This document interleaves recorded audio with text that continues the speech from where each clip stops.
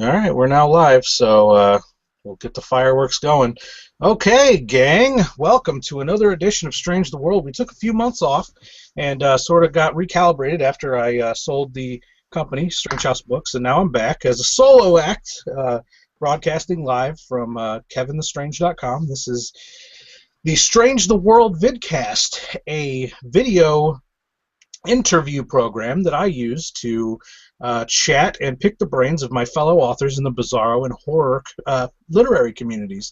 And this is the newest episode of that, and we're joined by Mr. Tom Lucas, and we'll get to Tom here in just a second, but I want to make sure everyone knows that, this is actually the timing couldn't be weirder for this episode and this guest, because I was talking to Tom over a month ago about coming on and talking about the pressures of being a public personality and while writing subversive fiction, and what challenges are involved in that. And at the same, right just a day or two ago, I've been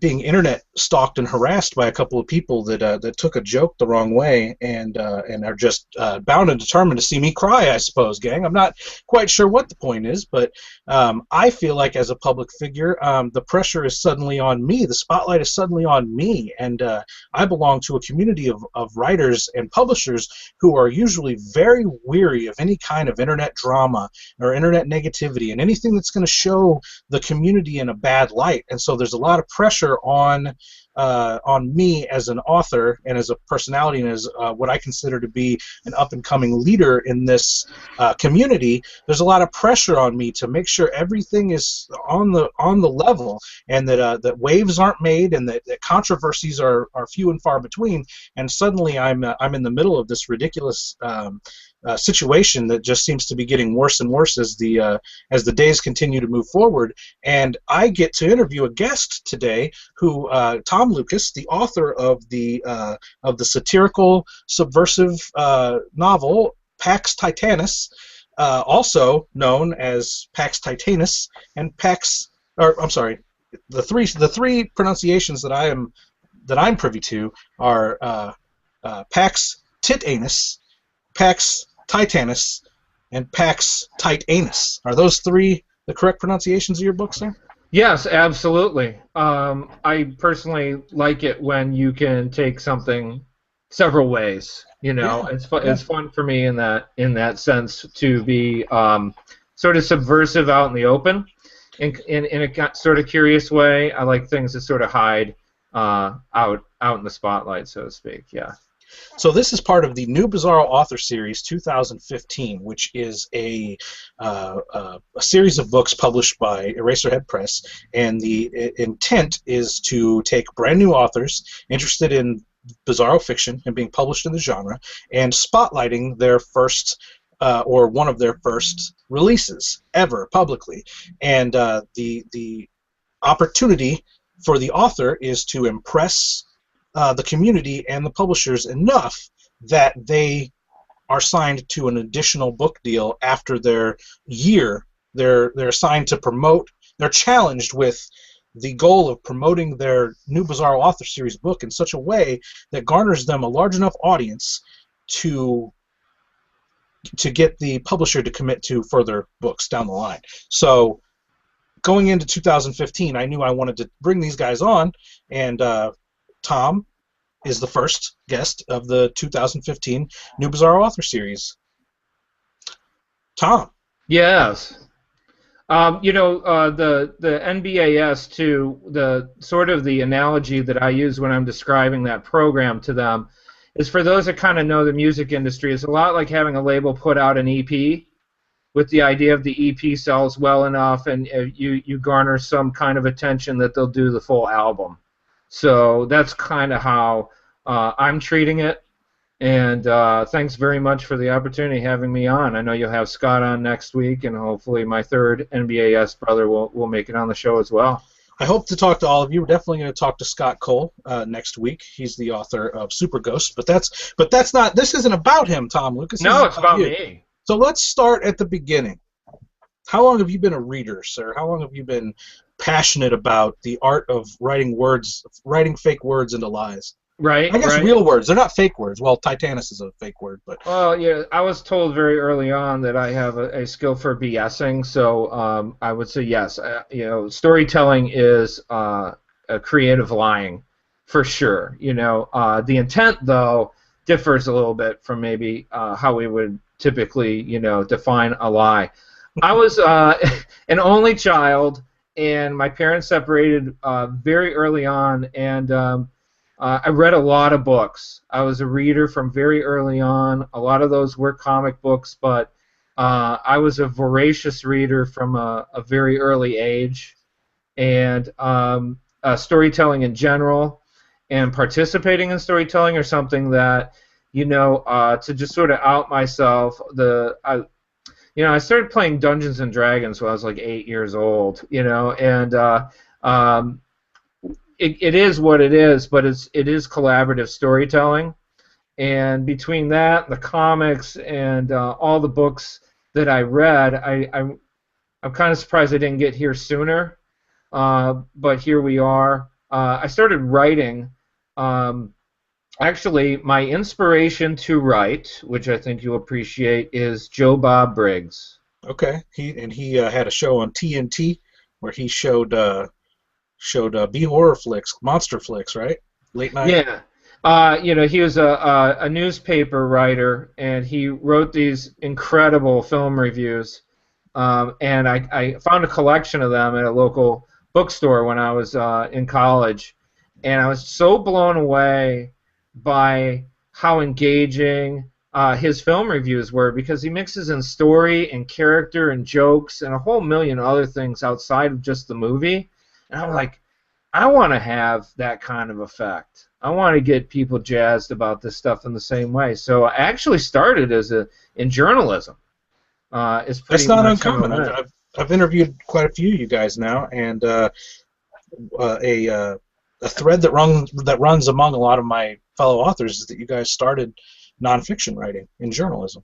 Yeah, I took a creative writing class, and I wrote this thing that quite, it kind of got woven into my first book, which is self-published, and it's got some proto Bizarro elements to it for sure. And that I was writing that in the early '90s, and I didn't know what it was. I just thought it was maybe just absurdism or surrealism. Right. But I've been told that my first novel is really quite bizarro in a lot of ways. Well, the distinction that people in the Bizarro community make between surrealism and absurdism and Bizarro is that Bizarro tends to follow the classic plot line, character development and plot outline with clear, resolutions, conflicts and resolutions to the characters in the story, whereas absurdism and surrealism very often tend to not necessarily go anywhere or be about anything other than being an experimental avenue for almost like long-form poetry, where Bizarro is much more contained in the classic fiction novel or short story. That's interesting because I've been hovering around this now for a couple of years, and I didn't really have no one had ever come out and kind of defined it like that for me, and that does that kind of clarifies it quite a bit actually. And now that I have to promote myself, or I shouldn't say have to, I get to promote myself as a Bizarro author. Typically, that's the very first question I have to field. Absolutely, absolutely, and it's a difficult question to answer. The scene has been super accepting and super supportive. It's not a closed door clubhouse, but still, it's going to be a while before I get to know everybody in a significant, way. And so I try to promote what I am doing, Eraserhead Press, in the scene in a way that would be most agreeable, to the core folks, because I see myself as I have a little bit of a readership through my blog and through my first book. I have a lot of people that are familiar with who I am outside of the Bizarro community. It's the Bizarro community that I have to court a little bit and you know, my personal brand is not an asshole. So I think you know, over time I will win hearts and minds. But I hope you do a um, better job than me because I seem to be doing the opposite. I just burn bridges daily, apparently. But well, you know, we're gonna get up to the point where you got into the Bizarro community because you're actually the very first new Bizarro Author Series writer that I've interviewed solo. I've had a few of them on. A bunch of the writers in Strange Sex 2 were new Bizarro Author guys mhm. before we brought them on to that anthology, but I didn't get to interview them specifically about their journey to their book release. So we're going to get into that, but I want to take it back. I want to take it back to those early '90s journalistic endeavors that you took. You said you took a creative writing course, and was that specifically to enhance your movie reviews? Is that what you wanted to do? Did you want to review movies like Joe Bob Briggs did, or were you interested in other types of journalism? Well, I was an English major. That was what my bachelor's ended up being in, was English. I was pretty classic college student in that I got to school and I had no idea what I wanted to be or do. My first major actually was political science with a Russian minor, and I Interesting. thought that I would get into the embassy system, the Okay. U.S. embassy system, and spend my life abroad. Maybe it was just a desire to get the hell out of town, um, you know, that Did you kind have of a thing. passion for Russian politics, or did you? I just at the time it was still very much you know, Cold War action, late '80s, Mhm. and you know, anyone who was willing to learn Russian was going to get moved up the ladder in the embassy system much more quickly. So I had interest in it, and I had gone to Poland as an exchange student while I was in college, actually. So I'd gotten a taste of that. But something changed, man. I saw like a thing on filmmaking, specifically special effects, and Mhm. I thought, you know, that looks a lot more fun than what I want to do. And it kind of, you know, I always loved I'm movies. not sure fun and Russian politics go together, buddy. I know. That's like, there was a time when I was a kid where I wanted to join the CIA. Okay. So, you know, I would have a very different weight on my shoulders, I think, right now if I'd been in the CIA for the last 20 years, you know. Yeah, I wonder Um, if the CIA would enjoy PAX Titanus. you know, they might be able to learn a couple new ways to kill a guy It's possible. With a from the giant book. with a giant red dick. Exactly, you know. People sort of discount that technique, but there is a shock and awe aspect to it that a knife or a gun just doesn't deliver, you know. But anyway, I took the creative writing course because I was starting to finish up my bachelor's in English, and I needed a few credits, and I thought, hey, you know, let's see what this kind of writing is all about. Because at that point, I hadn't even tried to write anything that was fiction in Okay. nature. So I'm glad that I did because it put a little extra sort of in my head about it. And I took a creative writing course also. I come from a very unique background in the literary community because a lot of authors, once they've been writing for 10 or 15 years, they tend to say, well, the way I'm really going to make my name is when I start writing screenplays for Hollywood. And I didn't write screenplays for Hollywood, but I made a few films and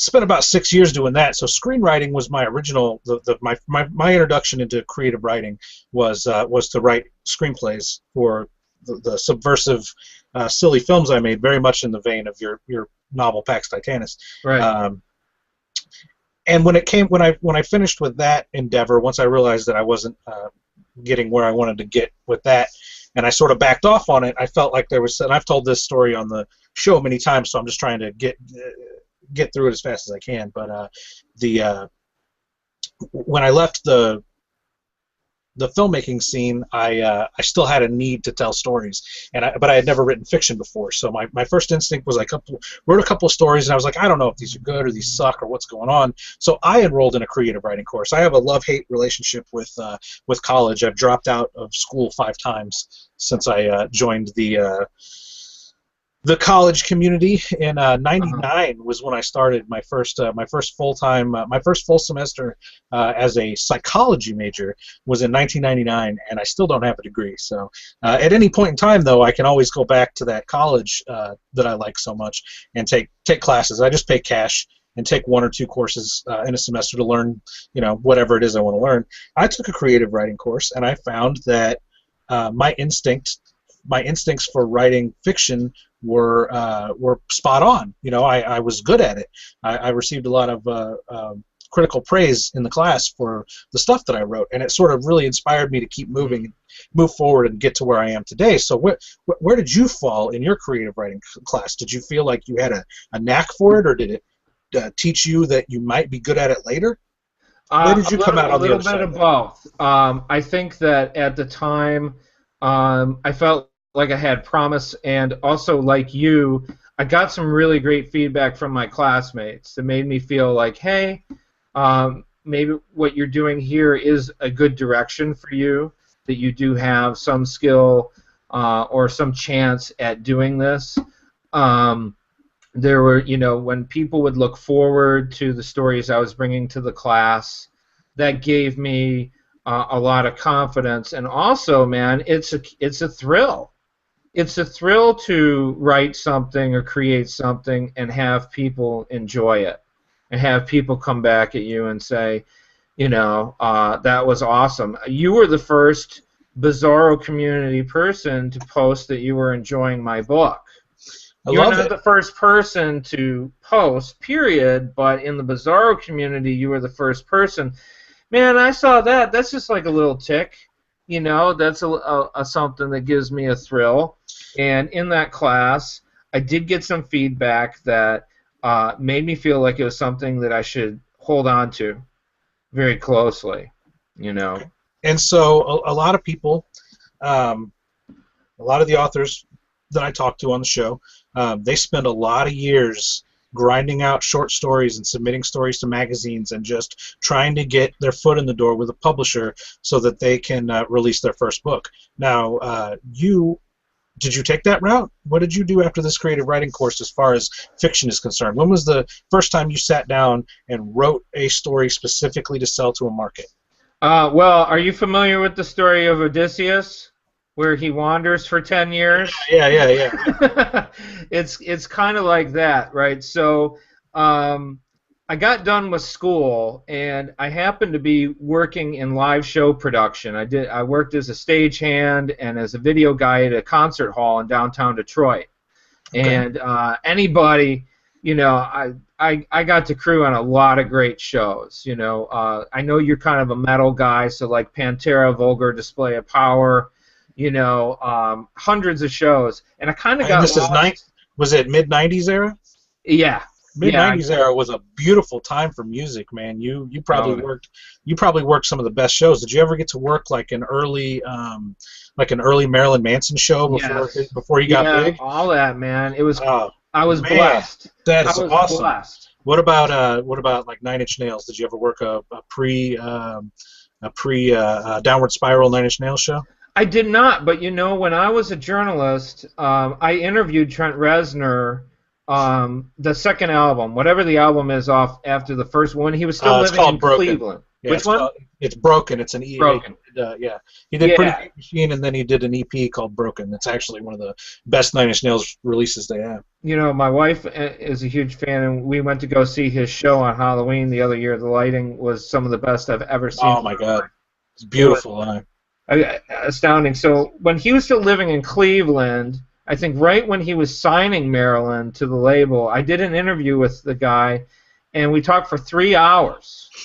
And when we were done, he gave me passes to the show, and I went and I met him again and all that stuff. And I have a really soft spot in my heart for Trent Reznor for sure. It was one of those early hookups as a college writer that was pretty profound. It was That's really great.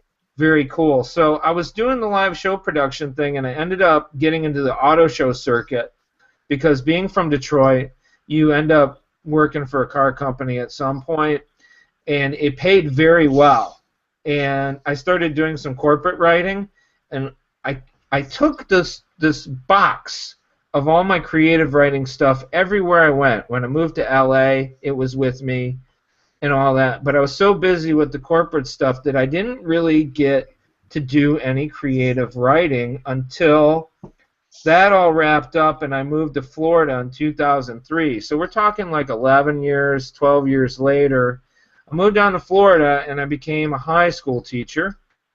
Okay. And I told you it was Odysseus, man. I threw my Okay. sails up and the boat went all over the world. Here's the thing, Yeah. Tom Lucas. I wanted to be the lead singer of a band so bad in high school. I was for a moment, and I got to do my senior year in high school. I joined this weird little band that had just lost their lead singer. The lyrics for all the songs were already written. All I had to do was not fuck them up on stage. I had never sung a lick of anything before in my life. I wasn't any good at it, but somehow we landed the talent show. Our assistant principal was a guitar player, and he very much was into showcasing musicians at the school. So this yearly talent show was very centered around bands, not just other types of talents. There were here and there, but it was really, we knew that when the talent show came around, if you were in a band in the school, this was your opportunity to shine. And I got to play one show with these guys, and we did 2 songs, and we got a standing ovation from the crowd, and I knew what I was going to do with the rest of my life, Tom Lucas. It was the greatest thing I had ever felt in my life, and I went home and could not write a lyric to save my life. I sat in front, and I loved music, 90s, 90s alternative and 90s metal was my life. Right. And I had no life experience, Tom Lucas, is what I'm getting to. As a 16-year-old wannabe lead singer of a band, I had nothing to say. Nothing had happened to me yet. I hadn't lived my life. And I think a lot of people, when I meet a writer that has a novel or a couple of short story collections and they're 20, 21 years old, I'm thinking to myself, when have you lived? What have you done? How do you have anything to say? So when you say that you wandered and you did all these different things, and 11 years passed between the time you realized you had a knack for writing and when you actually started, I believe that's necessary. In order for you to have anything of substance to say, you have to have gone through your trials and tribulations in life. You have to have your loves and your losses and your sacrifices and your tragedies, and you have to land on your ass and be able to pick yourself back up and really know who you are at the core, and have those unresolved emotions that you've never been able to process. That's the stuff that goes out on paper 10 years later. That's the stuff that creates these amazing works of fiction or of art, or any type of art. I think is the projection of unresolved emotions that you have just no other way of expressing, and it takes into your 30s and into your 40s and longer before those emotions are at their peak, I think. I completely agree with you. When I was in school and studying English and all that, to have anyone with a novel under the age of 40 was kind of unheard of.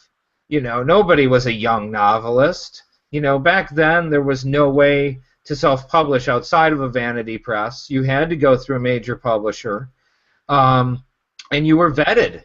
You did have to have years of writing those stories and being rejected, years of living until you could have emotional content or themes or motifs or whatever it is that's in your story that is worth anything, without a doubt. And we have a lot of really cool avenues now to create and to put work out there. But some of it is certainly probably a little too early. And there are still stories that I want to write, Kevin, that I refuse to until I've lived longer. I know that I won't be able to write them well now. Absolutely. Maybe 5 years, maybe 10 years or whatever. They are just beyond me.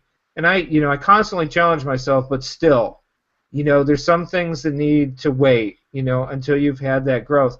I think it's cool that all these people are trying publishing and putting the work out there and all that. It's like a golden age of literacy in a way. Is there ever a time in history where we've been writing this much and reading this much? I don't know. Yeah, But the yeah, challenge, I get you.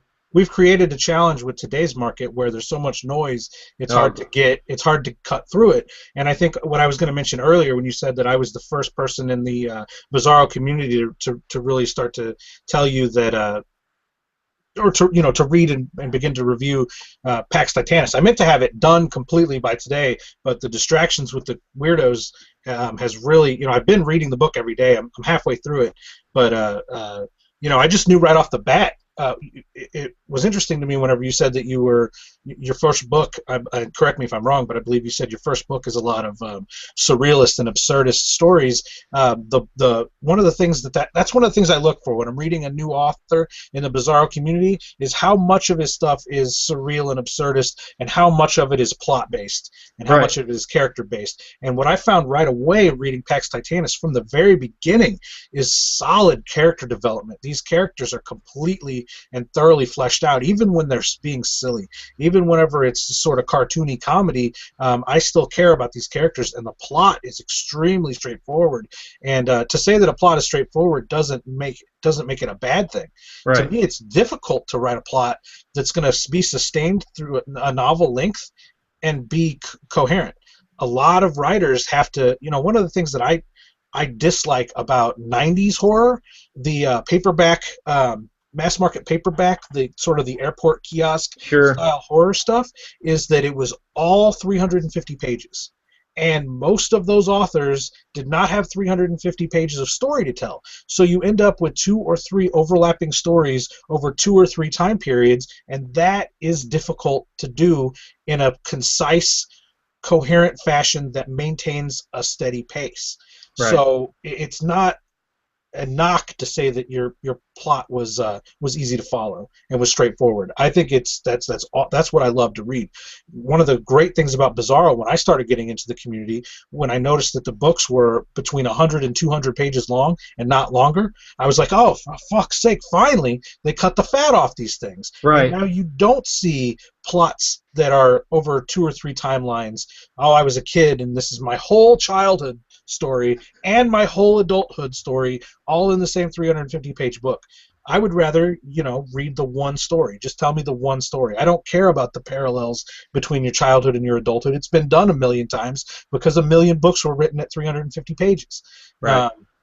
So Bizarro for me, the good Bizarro for me, and now it is in horror too. In extreme horror, splatterpunk has evolved into those same in that same fashion where it's you see guys like Brian Keene and Edward Lee, or Robert Devereaux or Wrath James White. These guys that were at the very end of the Dorchester movement. For leisure books when they or the other way around. I never remember which one's the parent company and which one's the imprint, but they were releasing those 350-page mass market paperbacks, and now that they're on an indie label, they're releasing 200-page books, and they're no offense to these guys, but to me they're so much better because there's so little fat on them. They're just the Right. stories being told, and then they're in and out. So reading Pax Titanus, one of the very first things I picked up on was solid character development, straightforward plot, and it's keeping my attention. None of it's boring. Every scene matters. Every scene leads to the next scene. Trey Parker and Matt Stone have a video that they do. They let the world kind of inside their writing room for South Park.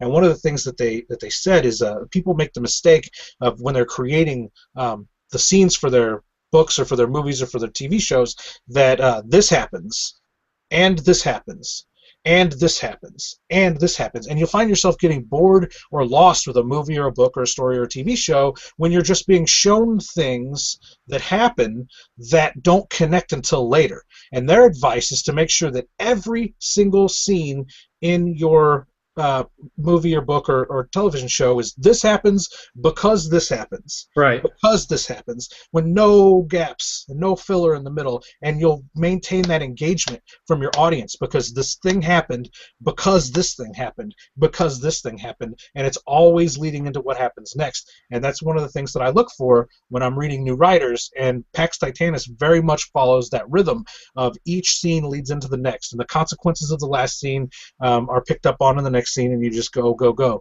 So I applaud you for that, sir. And I said all that. I'm going to let you talk. I promise. No worries. We got plenty of time. Yeah, man. Exactly. You had said we were talking about it being the golden age of literacy, and that there's sort of a noise that you have to break through, and I think that there's not. I think almost everybody in the Bizarro community owns your book. It just takes so long to get through last year's books that people aren't reading 2015 books until 2016. There's just so much. I have a friend, Teresa. She's probably watching this right now. Shout out to Teresa. She runs the Goodreads Bizarro group, and she's doing a lot of great things for the group. Yes, she is. Authors I'm just going to interrupt you and say she is a dynamo. And she's doing you guys next month. You and Scott are going to be the authors of the month on there next month. She's the only person I know that reads everything when it comes out, and she just drives her crazy. She's got stacks and stacks and stacks and stacks of new Bizarro books. So it's not it's people own your book and they will read it and they will love it. I just moved it to the front of the pile because I like the imagery. I like the plot. I'm a big sucker for that kind of for monsters and for intergalactic fighting. I watched one of my favorite movies as a kid. Are you familiar with Full Moon Pictures? The Puppet Master movies. Sure, yeah, man. Well, they used to do a lot of sci-fi and horror stuff even before when they were called Empire Pictures. And in the early '80s, they released a movie called Arena. Are you familiar with Arena? Oh wow, man! You're bringing me back. Start talking about it. I'm sure the visuals will pop into my head. There's an intergalactic space station, and this kid, because he needs money, ends up fighting in this monster tournament on the space station, where they fight people against monsters for money, and he gets caught up with a crime lord that he owes money to, and he ends up joining the tournament and fighting these different monsters throughout the movie. And that's the very first thing that when I saw the announcement for PAX Titanus and I read the synopsis, I was like, "Fuck yeah, this is a Bizarro version of Arena." I'm gonna have to revisit that film, man. As soon as I'm done with the interview, I'm going to Netflix, see if we can find it. It's on YouTube. Is it? Well, then we'll just go to YouTube. Yeah, do a search for Arena movie, and it'll be like 1981 or something. And it's a terrible movie. Yeah. It's a terrible movie, so don't expect cinematic gold. But I love it. As a kid, that's the kind of stuff I looked for, man. I went to the video store, and any monster movie, man. The Toxic Avenger, any of the Puppet Master movies, all that stuff, like the horror stuff. Like I wasn't really into slasher movies. I like anything horror had to have a cool monster on the cover to get me interested in it. I love the cover. My friend Mark Beery painted it. I've known Mark since college. He was a painter back then, and he runs a gallery in Brooklyn now. And I was really excited to have an opportunity to commission him for something, and I wanted to sort of capture that 70s sci-fi paperback kind of feel, and I think to a great extent he was able to do so. I was very pleased by it. His brother did my first book, the cover to front, so I've collected both brothers at this point. They're awesome pictures. I know that. What's the first book called? Leather to the Corinthians. Yeah, that's got a cool cover too. It's a collection of each chapter is kind of a story unto itself, but it is all one world and one plot. It's just sort of different views of what's going on. And I do hope that it's something in time that the Bizarro community comes around and checks out, because I'm pretty proud of it in a lot of ways, and I'm glad that it's out in the world. And I totally get what you're saying about the reading list. You know, when I went to Bizarro Con, I spent $60 and came back with 18 books. I have wish listed everybody on Amazon, and whenever a cheapy Kindle or a free download day shows up, boom, it goes on the Kindle, and I'll be reading these folks for years, and I'll Absolutely. never catch up. Absolutely. Because it's not like 100 books are coming out a year, but still, man, reading takes time. Reading well, enjoying the book, and then I like to review a book whenever I can Hmm. because it helps the author, and when I enjoy something, I like talking about it. So then, I've got the read stack and then have read and review stack, and I know it'll take some time. It was cool to get that shout out though by you. Oh yeah, no, I knew immediately. Like I'm friends with some of the guys from previous years that went through the program, and I wasn't around yet or wasn't established enough yet to really have any kind of effect on their sales and in helping prop them up in the community. And when this year, when the mystery from this year started to really bubble up, when we all knew BizarroCon was getting near and they were going to announce who the authors were for the new year, I made a commitment right then that I'm going to do what I can for these guys to help bring them up, because this is the best. This is the best program for a new guy to get into. I didn't get into the program out of stubbornness. I just wanted to do my own stupid thing. It took me a lot more books and a lot more time and a hell of a lot more money to get myself to where I am now than it would have if I would have joined the new Bizarro Author Series program or tried to. There's no, I could have been Right. rejected 20 times from it for all I know. But let's get back to where you were in the 90s.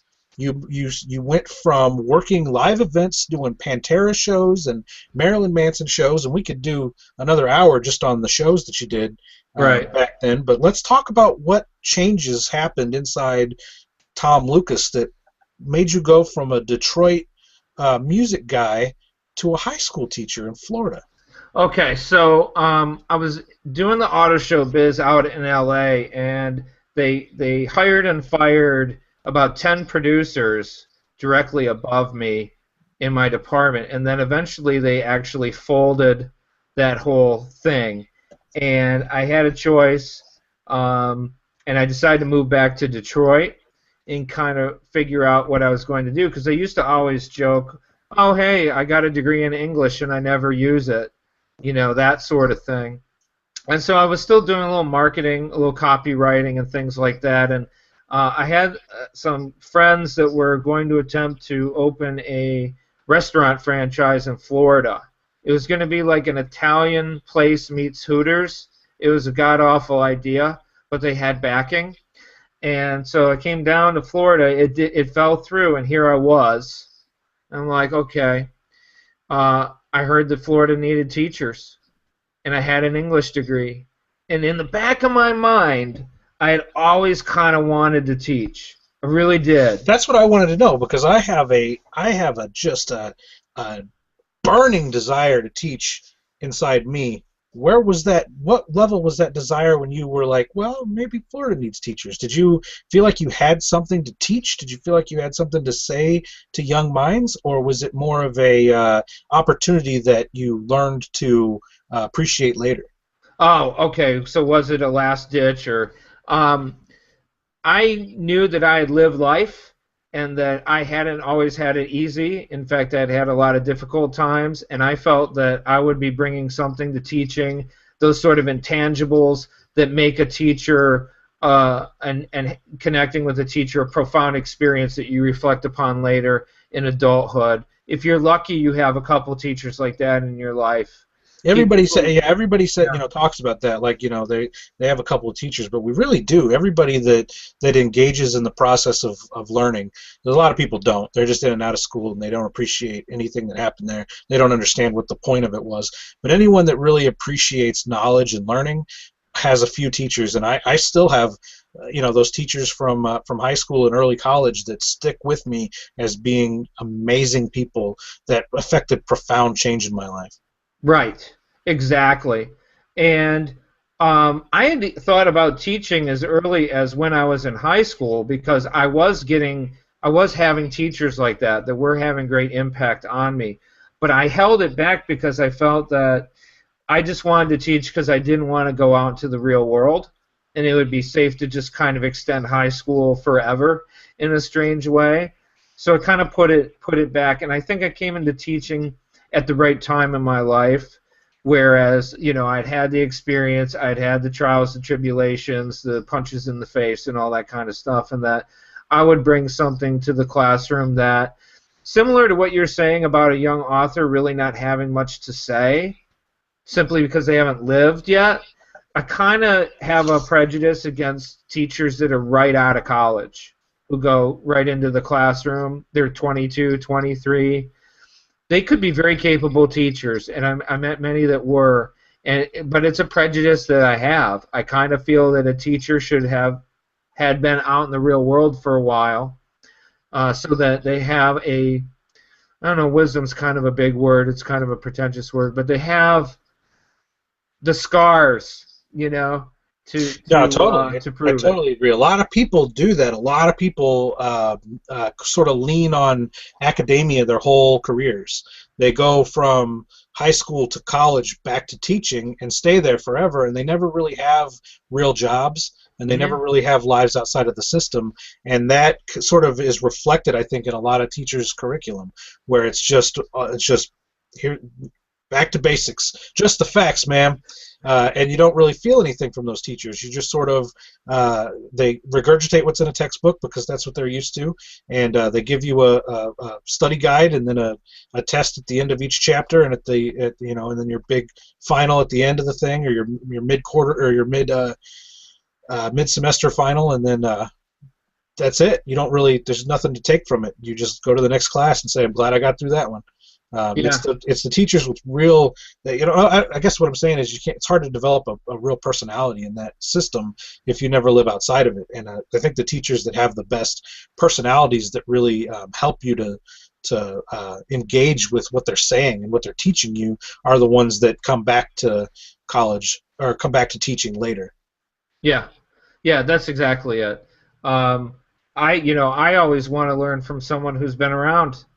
Their words carry more weight with me, and that it could be a slight prejudice on my part, but yeah, I always kind of looked at the newbie teachers kind of funny in that they were very much just one step ahead of the students anyway. But it's all good. I've been an educator now since 2004, so 11 years, and it's a true calling, man. I'm exactly where I am supposed to be, being Well, in education. I'm glad you found your way there. That's awesome. One thing I'll add to what you said about teachers that go right back to school out of college. One thing that you can learn from them is how to go to college. One thing you Yeah. could definitely learn from but I agree about, one intangible that I guess a lot of people, to me it's common sense, but a lot of people don't realize that if you just shut your mouth and open your ears and ask someone with life experience to talk to you, you learn so much. And people want to be, especially now we're in this egocentric society where it's all about me, me, me. People don't realize how much truth and honesty is given to them every day that they refuse to accept, and they want to go through and hit every one of those speed bumps in their own way and overcome their own challenges in a way that makes life so difficult. If you would only listen to your elders. It's so No, cheesy. It's so cheesy and silly, but you Evan, can. man, you hit on something that I believe for a long time, and it's evidenced by what we see every day out there in the media. We don't value the elderly. We have no respect for the older generations. We value youth and newness and the elderly, and all that. And that 85-year-old guy that's hobbling down the street that you're making fun of from your car, he might have been on the beach at Normandy, and you're an asshole. Yeah. Like, these people live life, and they have things to share with us now. But we don't value that in our culture, in Western culture. We have no time for elders. It's Really youth. don't. It's now. It's Yeah. fast. It's whatever's happening. It's pretty disgusting, really. And one of the things that I've seen mentioned several times now, and it had a profound effect. Millennial generation, they don't understand context, and I think that can be sort of correlated to what we're talking about. the younger generation never seems to want to look at the context with which someone that's maybe 40 or 50 years old, or just, it doesn't even necessarily take the advance of time, a person's age, but a person's success in whatever they're doing. If you want to play golf and you're not listening to every word a golf champion or a golf master or just someone that's a little bit better than you is telling you, if you're not listening to that, you're not understanding the context. The context that they're imparting this wisdom comes from doing exactly what you're doing. You're no different than where they came from. Little minor differences here and there. You might be coming at things from a little bit of a different angle, but you can learn and avoid so many pitfalls and challenges in life that are unnecessary if you simply ask questions of people that are better at things than you are. Right. I was an athlete in college. I was a fencer, if you can believe it. And I was a walk-on. You've become the most interesting man on this podcast. I took it as a phys ed, and it turns out I was a natural, and I'm not a natural athlete at all. But the coach purposely put me in front of the toughest fencers every practice because he knew that competing against people that were way better than me was the only way I was going to get better. And so I did that. I studied better people, just with the writing thing. I try to read the best people possible as often as possible. I try to learn from what I read. I try to bring a little bit of that into my own writing. And I kind of get what you're saying about millennials and sort of the lack of context. Besides the golf example, how do you think we got here? Right, exactly. What do you think is the cause of this sort of... Well, but everyone thinks they're going to do it better. I can do it better than that. I can do it better than that. I know better than you. It's just a reaction, I guess. To me, it's common sense to I see people all the time that one of my favorite one of my favorite courses that I took in college was I took 3 or 4 history courses because it fascinates me how we got here. It fascinates me what it took to build everything that I take for granted every day. Okay. So, yeah, I don't know, man. We have everything to learn from those that came before us. And I think you're crazy not to. I think it's also a passion thing, too. If you're really passionate about something, you are going to take the time to study those that have been successful. You're right. I learn from that. Yeah, I think it is a passion level. I think if you're not really passionate, you don't give a shit about learning where others came from. You have to have a real passion for what you're doing. I see students that are like Keanu Reeves in The Matrix, where he downloads Kung Fu. Yeah. They're like, wouldn't it be great if you could just download like 4 years of med school? And it's like, I would not want a doctor who had just downloaded the surgical protocols. You know what I'm saying? So. For sure. There is, instant gratification is something that has been a problem with our culture for a long time as well. Started with our generation, I think. You're a little older than me, but I think started with the 80s generation with the sugar cereal and Saturday morning cartoons. As much as I love cereal and Saturday morning cartoons, it really burnt my attention span out. What was your cereal when you were a kid? Oh, I think I liked Captain Crunch, and I really liked Fruity Pebbles. I liked all that stupid shit. The more sugar, the better. The peanut butter Captain Crunch was where it was always. Yeah, for sure. For me, and Count Chocula, man. Yeah, Count Chocula, Cocoa Pebbles was a good one. I bet if I ate a bowl of that today, I'd go crazy. Yeah, you'd probably run out into the street in your underwear, I don't even know if they're allowed. I don't even know if they're allowed to make that shit as sugary as they did in the 80s. I don't know, man. The recipes are probably completely different now. I remember when Cookie Crisp came out. Even as a child, I scoffed. Like cookies. Really, we're just gonna pour milk on cookies. Is this where we're at now? For sure. So, but yeah, I was a Captain Crunch kid, and I miss. I think the younger set today has missed out on the joy that was Saturday morning cartoons. Oh yeah, absolutely. Content's available anywhere, anytime, whenever you want. There's something that's very magical about it all. Having to choose what you were going to watch because there's no DVRs, there's none of this. You had to prioritize. In the early '90s, I scheduled my classes so I could be home to see Batman. in the afternoon, like, That's awesome. That's a yeah, great. I now still think that's the best iteration of Batman. I'm a huge Batman oh, fan. I've watched every. I like everything. I even like the Joel Schumacher Batman, Batman Forever, and Batman and Robin. Believe it or not. a true fan. No, the thing is a lot of people didn't understand what he was doing in that, but if you know your Batman Yeah. and you watch those films, you totally get it. Yeah. And where are you at with Brave and the Bold? I think that's a great Um, little cartoon. I've only seen a few episodes here and there of the newer stuff. After Batman the animated series finally went off the air, they turned that into Batman and Robin, didn't they? Yes, yeah. I saw most of Batman and Robin, and then I lost it. And I haven't caught up on much of the new stuff, but I will go and specifically look for a villain sometimes. Like I'll look up what's going on with Bane, what's going on with Killer Croc, what's the Joker doing now, and I'll catch some of the newer series and see an episode here or there. Okay, well, I'll tell you right now, put Brave and the Bold on your Netflix queue. It is a love letter to the Silver Age.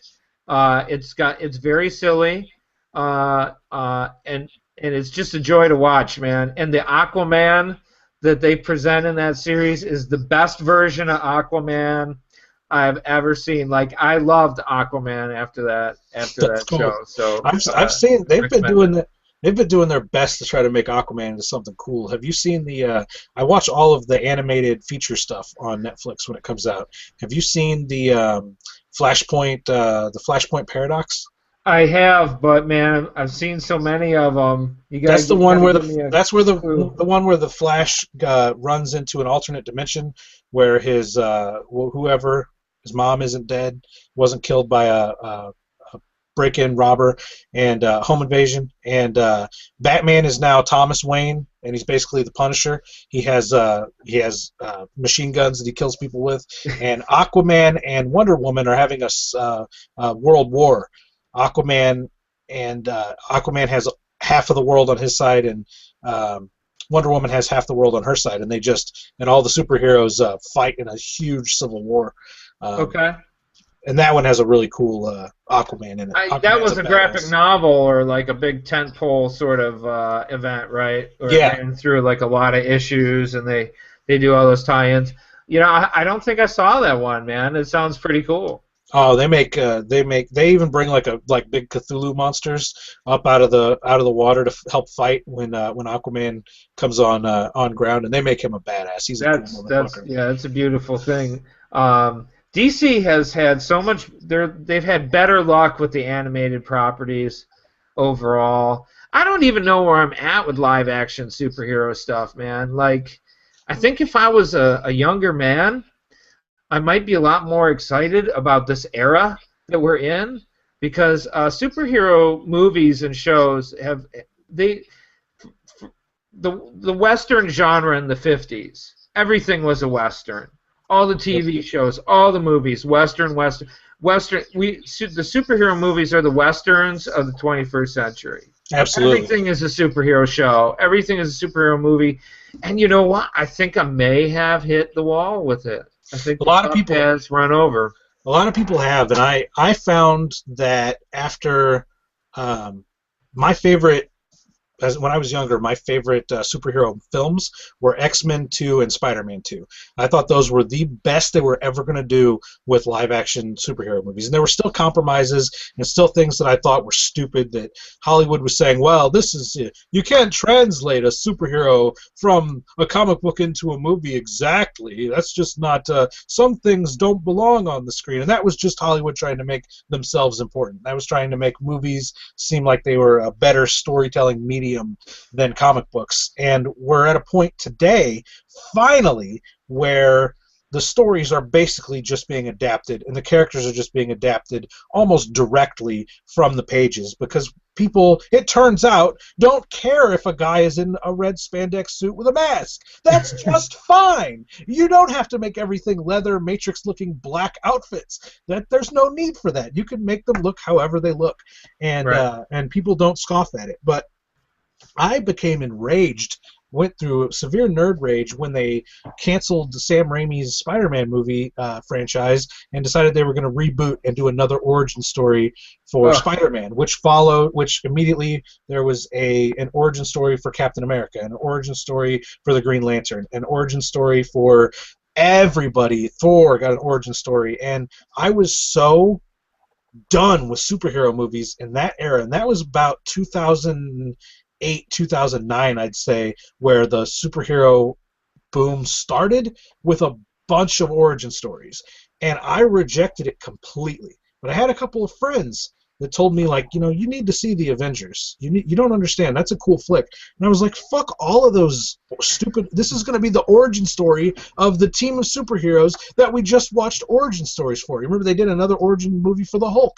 We've right, got 2 Hulk movies that are origin movies, 2 Spider-Man movies that are origin movies. I was just done with it, right. and I finally was convinced to take this Marvel series seriously, and I watched the Avengers and was like, God damn it, they're right. This is awesome. This is great storytelling. And then I was told that, well, if you liked the Avengers, Captain America 2 isn't really a Captain America movie. It's a sequel to the Avengers. It follows what happens with Shield after the fallout of the Avengers. So I watched that, and it's cool. And I start realizing that of all these superheroes, this Marvel franchise that they're putting together is brilliant. And I can't nerd rage against what Marvel specifically is doing with these franchises. What DC is doing, and what Fox is doing with their Marvel characters, and what Sony are doing with their Marvel characters are, you either like them or you don't. But what Marvel is doing by interconnecting all these series is brilliant. And they did that first phase, which was real clunky with all their origins, but phase 2 was awesome, and phase 3 is going to be even crazier. The Guardians of the Galaxy movie, which for all intents and purposes is an origin movie, I think was the best movie of 2014. It was a lot of fun. The Avengers was a lot of fun. Winter Soldier was a lot of fun. I think where I'm at with it is that it's going to be very rare that I go out and see those films in the theater, though, for the $20 or the whatever it is that you end up spending $30-$40 by the time the evening's out Yeah. between everything. When that stuff is available on DVD or streaming or whatever, I will happily watch. I'll be excited to watch. I just think my excitement level for like when the Sam Raimi Spider-Man movie came out, and Spider-Man 2, which I do agree with you and have always felt it is probably the best superhero movie in terms of how emotionally compelling it is and the story that's told. And my first hero was Spider-Man. Like when I was 4 or 5 years old, I ran around in a Spider-Man costume. So it really hit me, where it needs to. A good story should. I just don't think I'm going to be carting my butt out on Friday night to deal with a theater full of numbnuts, Every to Friday see it. night, all summer long, because there's one that comes out the entire summer. I can't keep up with all this stuff, man. All the shows, all the books, all the movies. It's really hard. Yeah. It's really hard to Well, you think gotta about really what you're pick your saying. moments. Think about what you're saying. Let's go back for a second to Saturday morning cartoons. When Yeah. I was a kid and I had to pick and choose between which show I was going to watch, and I had to wait until next Saturday before I found, before the cliffhanger ending of the next show, was resolved. All I wanted was to be able to watch anything I want whenever I want. Just let me watch it all.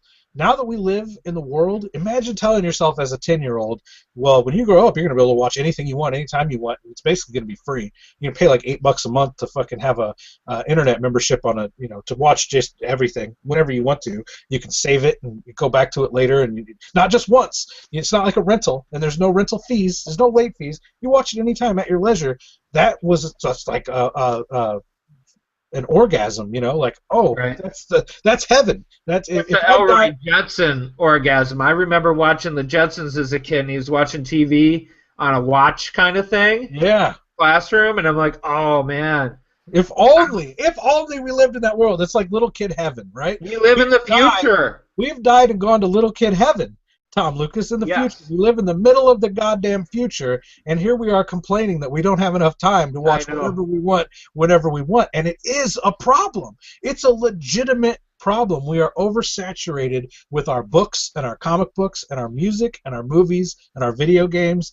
And a lot of times I just wish I could go back to that world where Saturday was an event, where Right. Monday night was an event, where Friday night was an event, because that you had to be where the action was instead of the action is wherever you want it, because it really takes the edge off. Our entertainment has as little value as it's ever had in the history of entertainment because we're so saturated with it. There's very few things that are lasting in the public memory. Things come and go very quickly. Um, it's kind of a meat grinder in a lot of ways, and I think about it too in terms of books and things like that. There's so many books in the world, it's an ocean. And I think to have any kind of success as a writer is what I got to be okay with, you know. Um, I'm pretty comfortable with what's happened so far. For some people, I don't think it would be enough, or it would be frustrating or a disappointment. But it is really hard to get heard over all the voices.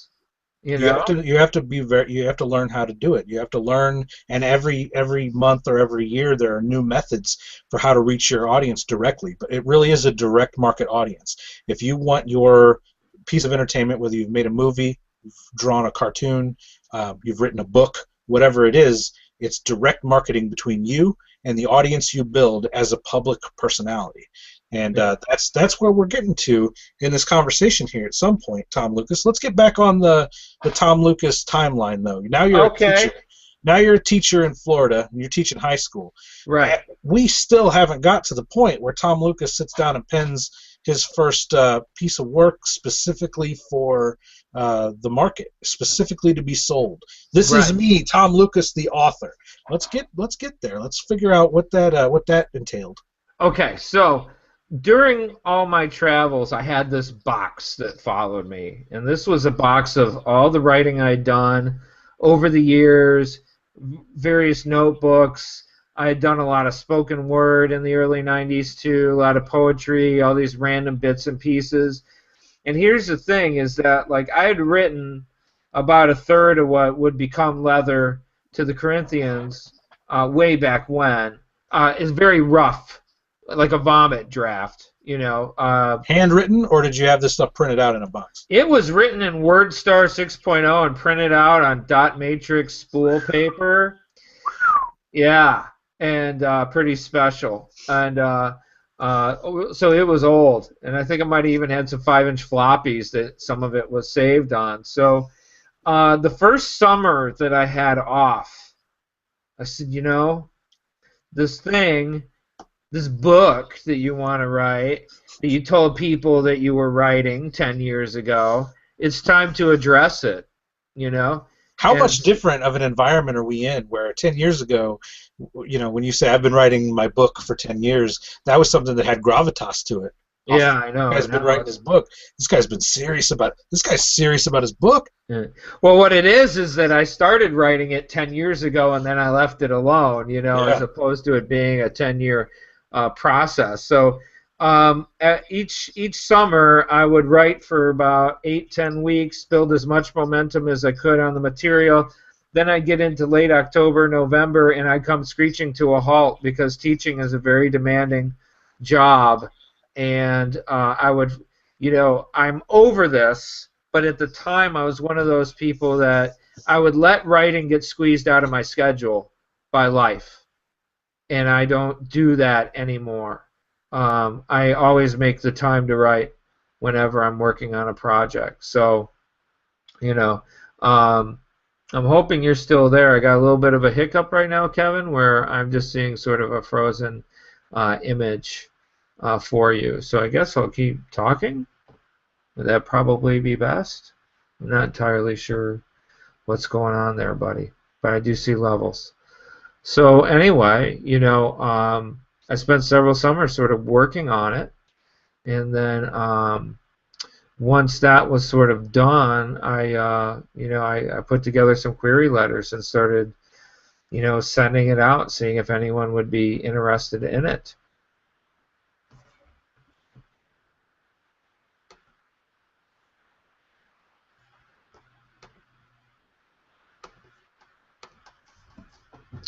So right now, what's going on, Kevin, is I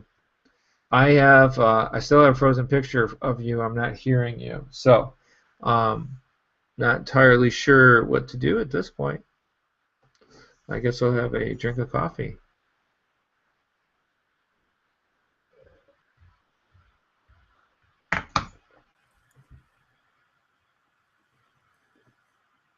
And wait for you to come back.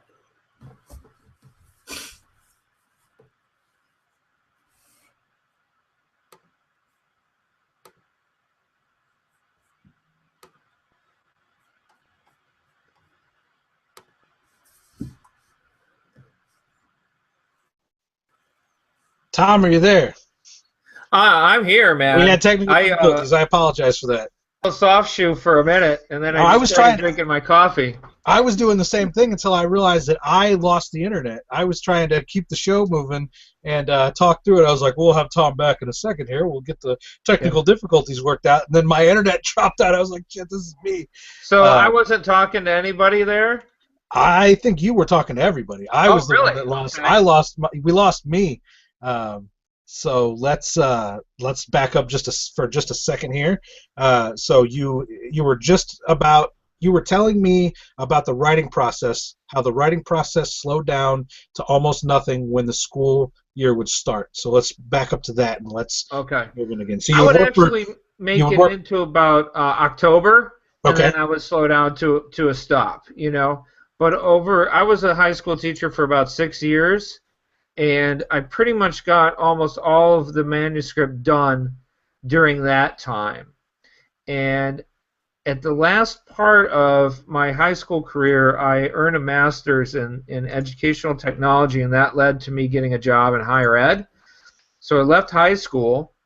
I moved to take the position at the college that I'm at now, the university. And I started sending out query letters for the manuscript. And I think you can imagine how hard it is to try to interest an agent in something that's sort of bizarro or absurdist in nature, right? Especially when was this time? What year was this? Let's see, 2010? Okay, 2010 was just about when everybody else that I know that weren't part of the original Eraserhead group, 2010 was about the time they all started getting involved. So it was out there. If you went looking for it, you could find it, but certainly no literary agents were. It was not on anybody's radar. It was very much a regional thing. And Right. people all across the world were fans, but as far as where the action was taking place, it was very regional to Portland. Now, when you say you left high school and got a job at a university, what was the reasoning behind leaving high school behind? Why did you decide that high school was? Because I know a lot of high school teachers that had been teaching for 20 years when I graduated and are still at the same high school teaching 20 years later. So Right. what made you decide that higher education was where you belonged and not at the high school level? Well, part of the reasons, quite frankly, were financial. It's tough being a teacher in Florida. It's not the most lucrative of careers. I knew that going in. I'm not complaining or anything like that. And if being a high school teacher paid 100K a year, I would still be a high school teacher right now. There are So certain things. it wasn't like a loss of passion with kids at that age. Correct, not at all. I loved working with teenagers. You know, I ran the student newspaper and I taught journalism at the high school and I taught TV production. I was very lucky in that I got to teach some cool subjects. And we were, you know, we put 6 issues out a year of that newspaper. We had the first online web newspaper in the state of Florida. The program would win 30 to 40 awards every year. It was a great time. And I still stay in touch via like Facebook with many of my former students who have gone on to work at Rolling Stone and Glamour. And I remember when they were just a little kid in my class saying, "Hey, I think I want to write." You know, and That's they're off awesome. That's doing their amazing. thing. And yeah, man, it was just really hard to get the things done in life that I wanted to with the salary that I was being paid, you know. And it's a sad fact, but you know, higher ed is still teaching, and actually now I teach in a creative writing program. So, you know, I'm really in it. You know, I'm putting some books out. I teach in a writing program. I have students that will definitely be a success. Probably not because of me, but I would like to take a 1% credit for it. You know, some very talented students that are coming up, and I hope it lasts for a long time, man. You know, I'm kind of one of those people that, I'll be honest, when I'm having a really good day, I kind of wait for the people to show up at the back of the room to tell me the party's over. You know? That's great, man. I absolutely want to do that with my life, and that's we sort of kind of started talking, and the genesis for me having you on this program happened because I sort of just floated out a question to there's a lot of people involved in the horror and bizarro literary communities that are teachers, and reconciling today's changing social attitudes with your own public persona and being a subversive writer, all of that, the spotlight is on you in so many different ways. And the students coming up seem to be more hyper aware of that than ever, and they seem to be more hyper reactionary to anything subversive or things that are just now being perceived as subversive that have never been perceived that way before. And you sort of, it seems like you have to always be ready to make those politically correct changes in your attitude and your speech, or else the wrath of the millennial generation will come down on your head so fast through Twitter hashtags, Tumblr blogs, and the like. It's terrifying to me, and, Right. And especially in light of what's just happened to me in the last couple of days over a dumb, stupid, subversive joke taken completely out of just proportion to a point that I'm now being harassed daily. In fact, I turned the live chat off on this program so that these people wouldn't come in and try to derail a show that is focused on Tom Lucas, the author, and Right. trying to get, I don't want my baggage because I made a dumb mistake and said the wrong thing to the wrong person to have an adverse effect on trying to help promote you in the community. As a Right. teacher in 2015, teaching millennials at the peak of their social advance on this culture, how do you reconcile that? How do you deal with millennials and their trigger warnings and their hyper sensitivity about how you address them, how you address their gender and things of that nature in the classroom? That seems to be where Right. the fight is being fought and won by this generation, is how you perceive them and speak to them and identify them seems to be happening in universities. That seems to be the big place where they're fighting their battles. So where are you as a teacher in 2015? Where do you fall into the middle of that? Well, you brought up so many things. Where to even start? I will tell you that first off, the first month I was ever a teacher, my mouth got me into trouble with a parent. And what had happened is I was teaching sixth grade at a very difficult school, tough crime-ridden neighborhood. They closed campus at 3 p.m. There were guns, the bomb threats. I had a 12-year-old who came to school and basically OD'd after she arrived to my classroom. I was in a portable. I was near a construction site. Like everything that you could possibly do to challenge me in my first month as a teacher ever, it was on. And I had a kid that was acting up, and I told him that if he didn't settle down, I would call his mother, which is like a pretty old school threat. Mhm. I didn't really think much about it, but apparently his mother had died Oh about a year shit! before. Oh Yeah. shit! And he started screaming that I knew that about him, which was not true. I did not. He thought that Uh, you were fucking with him and being yes. cruel. And he put it out to his classmates that I was doing that. And, I called him a punk for Uh-oh. doing that. Uh-oh. And I sent him to another classroom, which he did running and crying. And the next morning, his father was waiting for me in the principal's office. I bet. and I got written up. I bet. And um, I what did I take away from that? I think what I really took away from that is that you never know what someone's deal really is, you know, and you never know what's in the room, and that you do have to police yourself when you're in a room full of people and you're talking. Um, Invariably, you will offend someone somehow. And um, but if you have a general practice of being known as kind of a fair, balanced person, you probably are not going to catch much flack for it.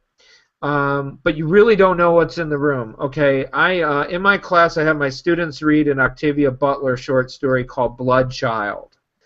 Um, Butler's one of the greats, and Blood Child is this great short story about a human colony on an alien planet where the male humans are impregnated by these insectoid aliens and then later harvested, right? And it's a male pregnancy story, and it's also kind of a slavery story, and it's a number of other things.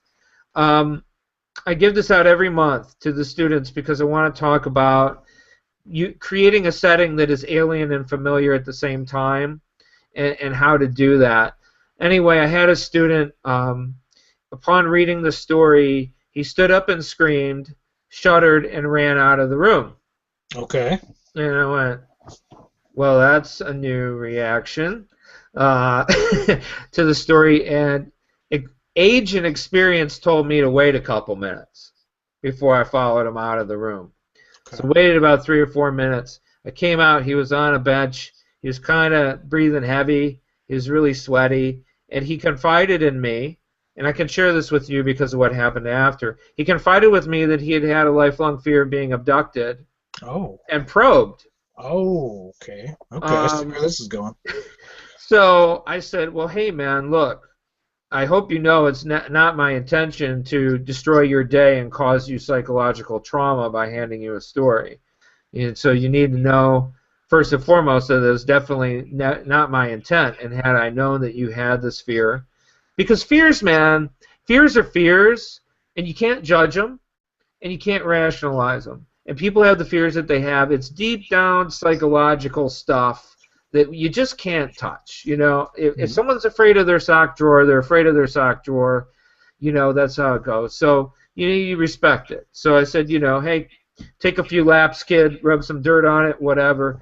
Come in when you feel okay to come in. He came in like 10 minutes later and explained to the whole class why he had run out of the room. I didn't ask him to do that, but he shared it. And so at this point, I've been in education 10 years when that happened. So it's about a year ago. You never know. You never know who's in the room. Now, I'm not a politically outspoken guy. Religiously, in the religious spectrum, I'm an agnostic. I don't have an agenda. So there's a lot of things that are never going to come out of my mouth. But that doesn't mean I won't get in trouble for something at some point. Now, well, here's one of my fears as a person that knows that I have a passion and a knack for teaching. People have told me I do audio commentaries on all my movies, and I like to do extensive behind-the-scenes videos explaining a shot, explaining special effects. And I've always been told at horror conventions and whatnot, when I sell movies or online, people send me emails. They tell me that I inspire them. I've inspired several filmmakers that have gone on to have really successful indie careers because of the amount of passion that I put into my explanations for why I'm doing things. The attempt to teach people how to do this thing. If this is what you're passionate about, here's a whole bunch of information about it. People always tell me that I inspire them about that. So as a person that wants to go into your field, my biggest fear is in the interview process, or maybe even worse, a year down the road, being sat in a chair and having a copy of my film Cockhammer dropped in my lap and being asked, what the fuck is this? You can't teach here. You can't, you can't be this type of person that influences the mind of Mhm. children. You can't influence young minds Right. with this type of subversive art. And here you are, Tom Lucas, with a book that starts off with the line that I'm paraphrasing here, but uh, I can't believe it took this long to touch my friend's giant red dick. Yeah, basically, it's the second sentence is the hook, and I wrote it with the intention that either you're with me or you're not with me right off the bat. Like, Right. let's not even pretend what this book is going to be about.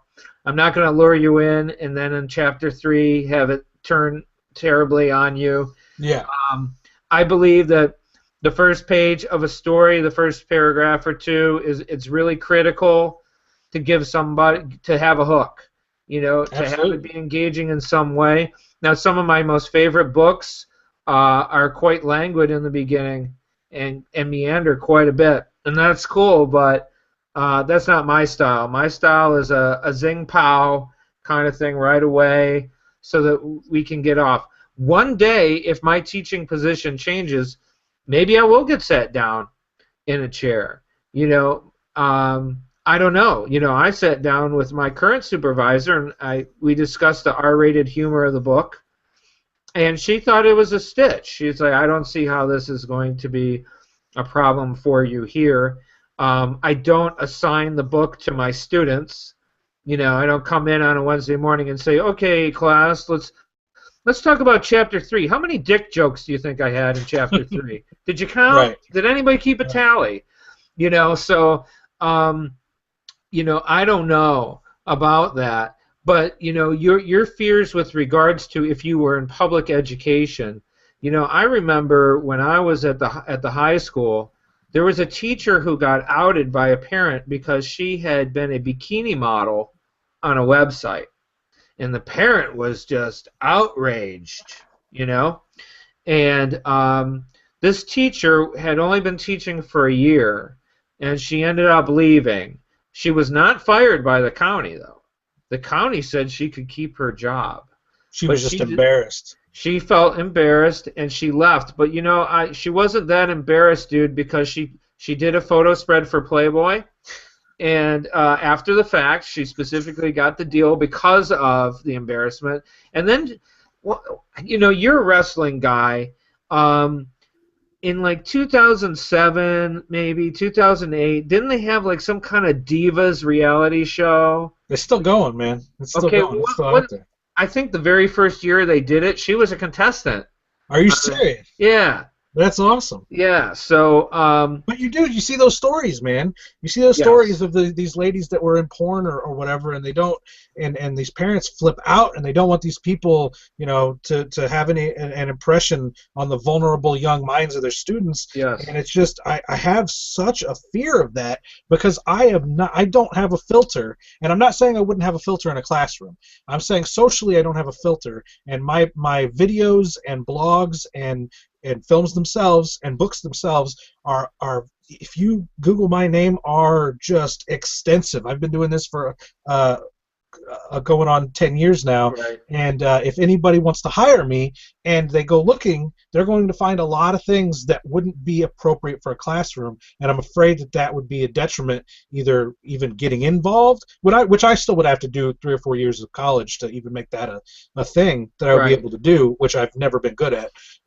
But just saying, in a perfect world, that happens to me, and the doors get shut simply because I'm not a politically correct individual. Which I'm not saying that I would walk into a classroom and try to offend people. Obviously, Right. that's something that's when I make subversive art in an attempt to offend people, I'm always attempting to offend a people of a moral standing, a hypocritical moral standing, that believe that they can hold others to a higher regard, and yet they themselves in their personal lives can ignore the bar that they've set for others. Those are the kind of things that I like to, and that's the same. It's no different from any of the rock and roll or heavy metal of the '90s. That was the whole thing, was like this objection to the Christian coalition or the right wing, family values that were just fake from the beginning. They were fake from the jump off. None of these people were actually living the lives that they were demanding that those that didn't live Right. those lives live.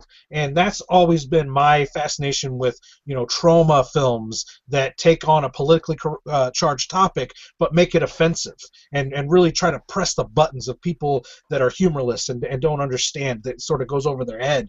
That's the type of art that I've always made, and that's the type of art that keeps you out of public office.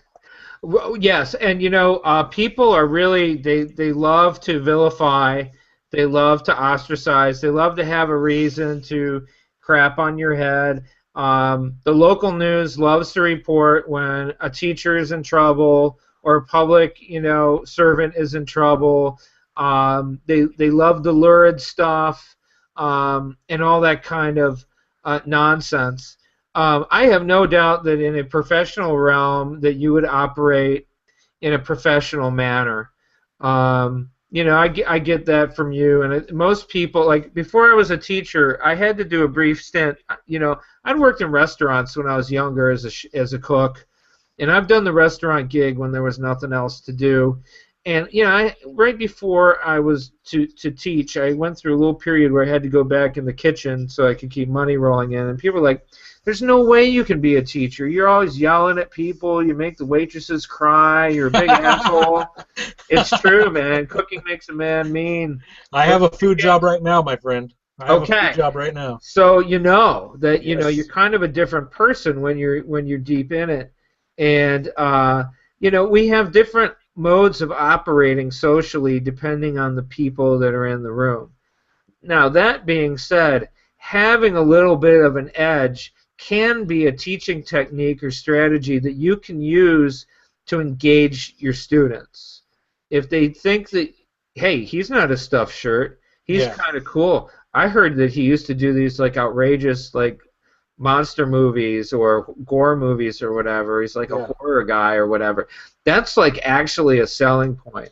Well, because I would go into creative writing and film studies, so that would be that would be my area. If you went to an art school or you were in a creative program, I don't think that anyone would question the creative output that you have to date. So what, you got a movie called Cockhammer, whatever. Mapplethorpe used to take photos of people having shit stuck in their ass and all that, and it was art. I'm afraid we don't live in that world anymore, man. I'm afraid it's too PC for any of that. Well, last year, 2014, I think we both saw the same Slate article online, The Year of Outrage. Yeah. Okay, I had this observation. We were talking about the self-promotion stuff. I'm online a lot because I have to be online a lot. Yeah, part of me enjoys it. It's fun, but also, I look at Facebook more than I necessarily would if I wasn't an author promoting myself. And I saw so much complaining and so much outrage last year in my newsfeed. Everyone was offended by everything. Absolutely. Okay? But nobody had a solution, and nobody was taking action except for the fucking ice bucket challenge. Which was like, whatever. And but a lot of complaining. And the Slate article confirmed for me that what I was feeling was not an imaginary thing. Absolutely. That social networking in 2014 meant that there was a lot of static. And everybody was upset about everything. And people are hypersensitive.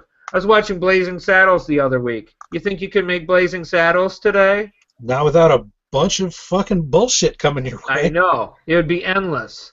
And it's commonplace. And I don't know where it goes from here. I really don't. Do we hit some kind of crescendo? Does the dam break? How do we get more insensitive? I don't know, man.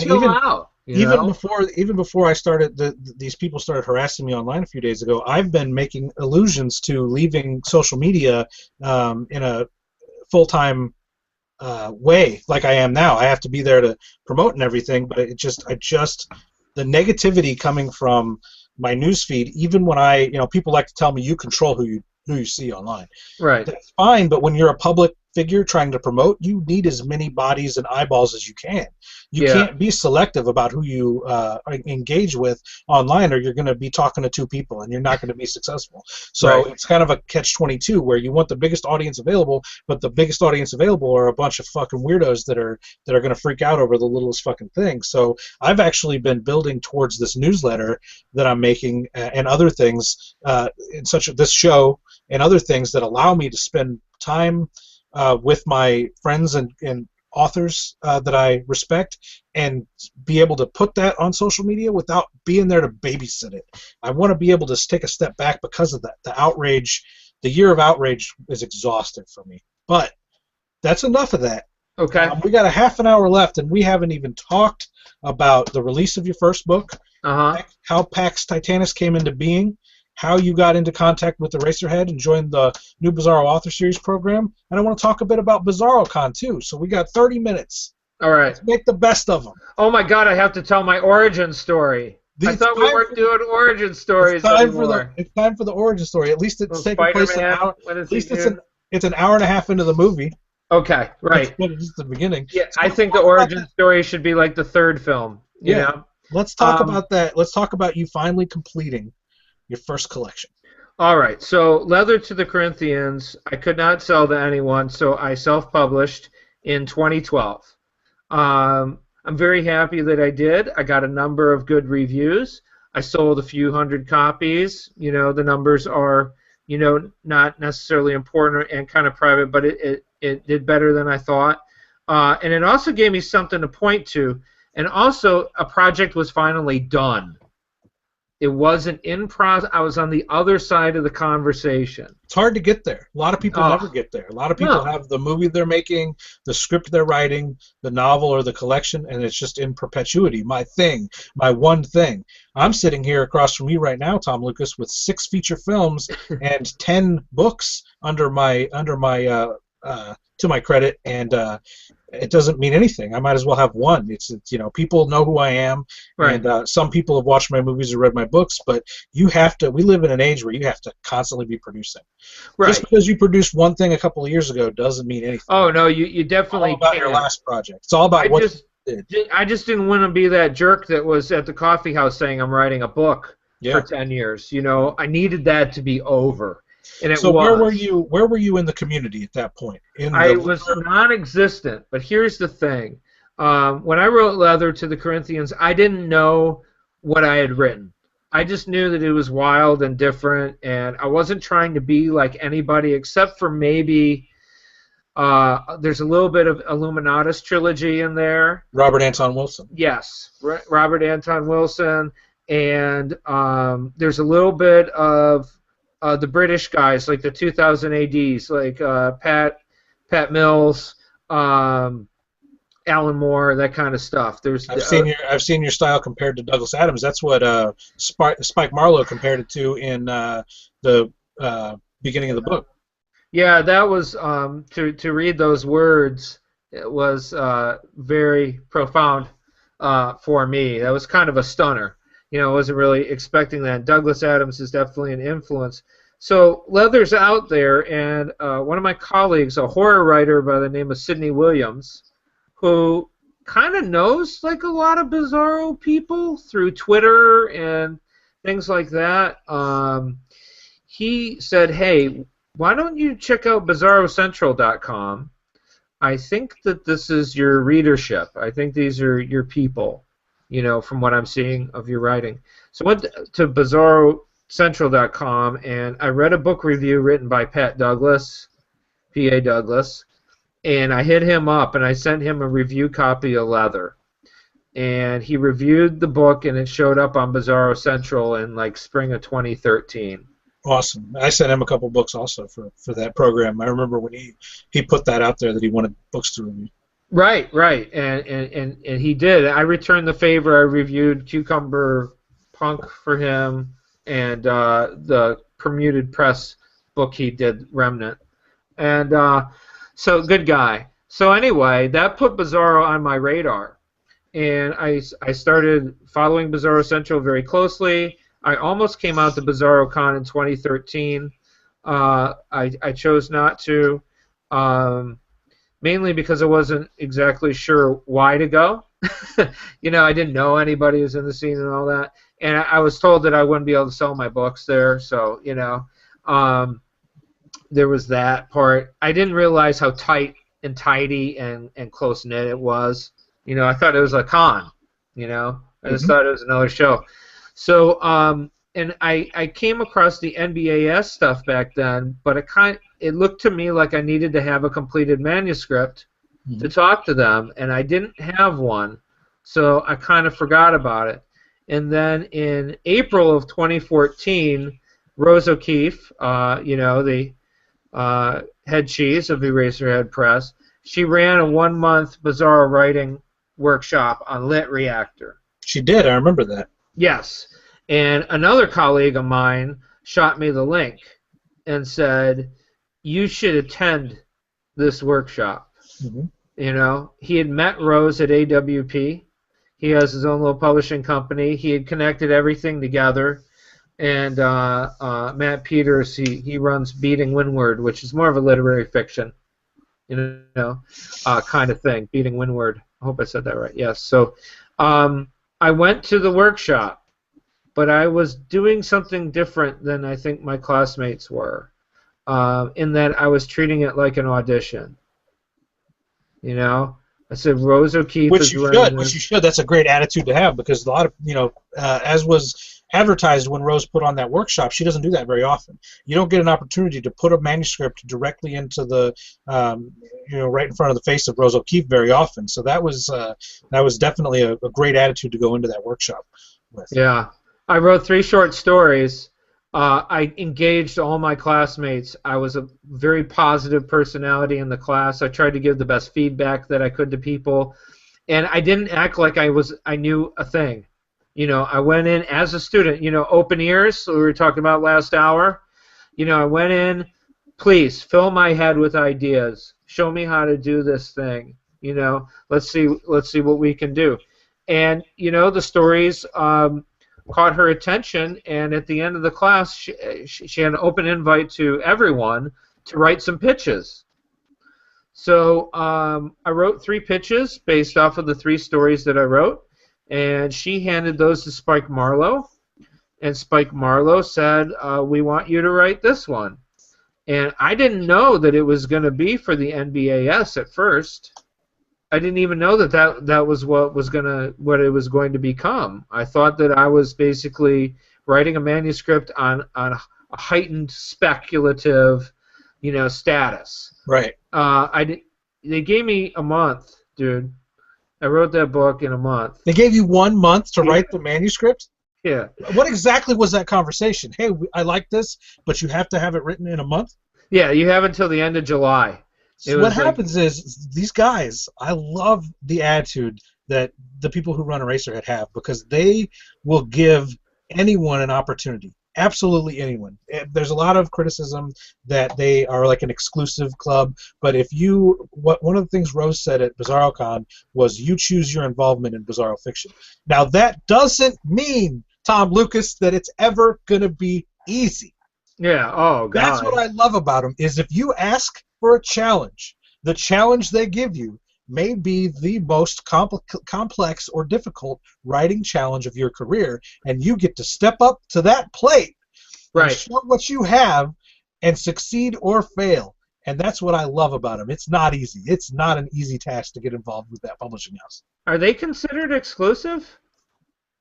People can they're very high on coming to BizarroCon, and some people have the opinion and attitude that if you don't come out to Portland and socialize, that they won't consider you for publication, which has been proven time and time again to be false. And it's just from a small portion of negative people who feel like maybe they've been rejected a few times. But here's the thing about being rejected by having a manuscript rejected by Eraserhead is better than just about anything. If you're a Bizarro author, that's what you want, because that means they know who you are. Right. All you do is try harder next time and listen to the feedback. Too many authors come into this thing with an attitude. It's not a sport. We don't. You aren't judged by how fast you can run a mile in literature. So a Right. lot of authors, especially first-time authors, when they have a very strong, very fragile ego that they need to protect, they go into writing and submitting manuscripts with the attitude of I'm better than everybody else. I am the best writer of this century, and I have Right. the most interesting thing to say and the most interesting way to say it. And Right. when that is when the reality hits, when they're finally judged for their abilities and their talent level by someone in the industry, a lot of people can't handle that, and that's what happens sometimes because Eraserhead is a very they have very high standards, and I love that the standards are so high because it requires you to work your ass off. And some people have an attitude where they think that they deserve to be published if they're someone's friend, or they want a backdoor or a way to cheat to get in Right. to publishing houses, and that to me is a sign that they have low self-esteem, that they don't really believe that bravado, that they're the best author in the world. They just want to be accepted, and part of that process is getting the shit rejected out of you and listening to that feedback. Here is how you can run a mile in 8 minutes. You're not Yeah. doing it yet. Here's how I did it. Here's how we suggest that you might try to do that. And if you're not willing to take that feedback and just want to call people, exclusive or a cult, or say that they're snobbish or a clique, you're Right. doing yourself a disservice, because if those people reject you, they took the time to read you, and that's important. That means that you are step one complete. Even getting out of the void of darkness and having people read you is super hard. So Right. here you are, Tom Lucas. Spike Marlowe says, "Cool story, bro. Write it in a month." Do you shit Yes. your pants? How do you? How Uh, does? I no, I at first I was like, I was a little daunted, um, but I bought a lot of espresso, and I think I went like through 2 or 3 pounds of it in the month of July. And I broke it down. I wanted a 30,000 page book. I didn't want it to be shorter. 30,000 words. 30. Yeah, I'm sorry, 30,000. 30,000 word book. About a Stephen. 30,000 pages. About a Stephen Kingly. Oh God, or a George R. R. Martin Yeah. sort of situation where you learn what everybody had for breakfast for 80 pages. Yep. But so anyway, yeah, 30K words. I broke it down on what a daily total I would need in order to hit that. I spent 3 days doing an outline and scene cards, so that I had a plot, and that it was really just about hitting the signposts, hitting each milepost on each day and telling that part of the story that I wanted to tell. And I just kind of rocked through it. I did not sleep much. And here's the thing, I wouldn't do that for if I was just writing a manuscript on my own. But here was Spike Marlowe saying, I'm at the end of this. If you have something at the end of the month, you will hand it to me, and there's a very good chance it could turn into a book. So are you going to work, or are you not going to work? And I said, I think I can do this. And I was actually a day early turning it Nice. in. Yeah. 29 days. Yes, I was a day early in, and it was kind of a cool way to work. I felt like I was channeling the pulp guys. Philip K. Dick is one of my heroes, or Mine too. one of the great characters of that kind of thing, literature. And I kind of felt like I was channeling that sort of energy a little bit, just writing frantically, frenetically, trying to tell the best story that I could, trying to have fun at the same time. I had a lot of people cheering me on online because I'd post my process, my progress as I went, and it was a thrill, man. And it's a thrill to have a book out with Eraserhead Press, to kind of come into the scene and to get to go through them as my introduction is pretty cool. I don't think I'll really even fully appreciate it for a little bit of time still. I think as the picture pulls out and we see more of what's to come, hopefully, I'll really understand how amazing 2014 was Oh, in it's a time. it's a huge compliment and a testament to your talent to be able to be a part of that program. It's a great program, and Spike, from all I've heard, is a great editor, and Yes. I'm really happy to hear that PAX Titanus was a frantic summer project. During my summer vacation in 2014, I wrote the novel Pax Titanus in less than a month. So, what was your influence? What was your influence, or your inspiration, rather, for Pax Titanus? When you wrote those Okay. 3 outlines, why did you say I want to write a story about a four-armed alien with a giant red dick? Okay. So I came up with the idea of Titanus well before the workshop. Originally, I wanted to tell a story about this big brutish guy who has to apologize to everyone that he's ever hurt in the arena because he has contracted a disease that will kill him unless he apologizes to everyone. And that was the original idea, for the story. And then when I got into the workshop, I thought, I always really loved the Rocky story. The not only is it someone who is against all odds, but in the end they do actually fail. Mm-hmm. Rocky loses the fight in the Which first is film. which is great, and never to be. Well, I guess in the most current one he lost again, but Yeah. that's something that's very unique about that film, and one of the reasons why it can't be dismissed as a meathead, sports movie. It's a profound film, and I've always loved it, and I've always identified strongly with that character because of the fact that you don't have to be the best and the greatest world champion of all time to accomplish something. For him, being a bum, a washed-up bum, a tomato can that had been beat on for years and had no hope of ever being anything as a boxer, but it's all he knew in life, the fact that he got to be in the spotlight for one night, win Right. or lose, he got to be in the spotlight for one night. That is an inspiration. Some people don't get that because, again, this generation, they only think about, well, of course I'm going to win because I'm me and I get everything I want. But it's a profound philosophical statement that you don't have to be the best to put the work in and be acknowledged for what you've done. Right. And a lot of people forget that Rocky lost, in that first movie. And I wanted to tell a kind of a tragic story in that here's a guy who, has to rise to the occasion because, he has to save his son. So there's the father-son component to it. But in the end, he has to sacrifice himself.